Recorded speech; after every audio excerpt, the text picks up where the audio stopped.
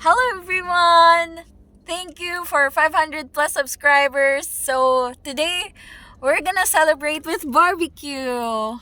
We're gonna pick out skewers and have it cooked, and we're gonna enjoy. Thank you again.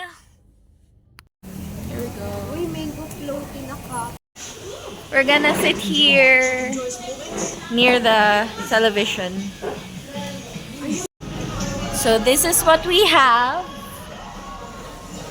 We have chicken, hot dogs, isaw, chorizo, and pork, and sauce, water, rice. That's all. I'm with my mom. Tell them about Puso.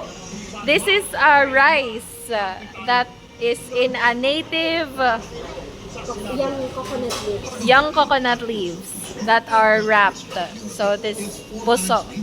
So fun fact. Okay. There. Puso. So here, instead of a spoon and fork, I have a plastic glove. And I'm gonna eat now. Let's enjoy. Sa Pangasinan ngayong araw kahit wala ang Panginoon Ferdinand Marcos Jr.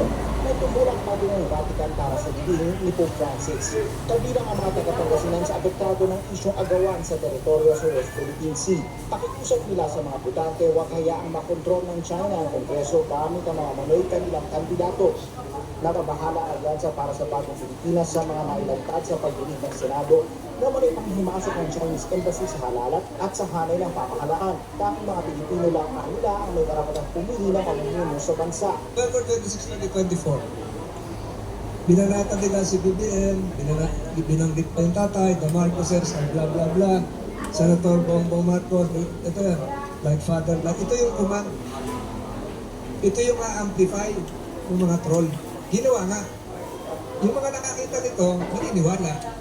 Si Presidente, mababa talaga yung survey. It's up to our people kung gusto natin mangyari po ito na we have a Chinese-controlled Senate and House of Representatives controlled by China. Yun na po siguro yung siya ng alyansa for Philippines.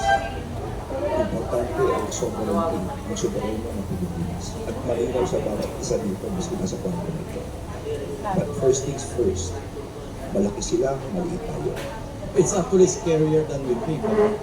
Ito, election lang ito, lilipas ito.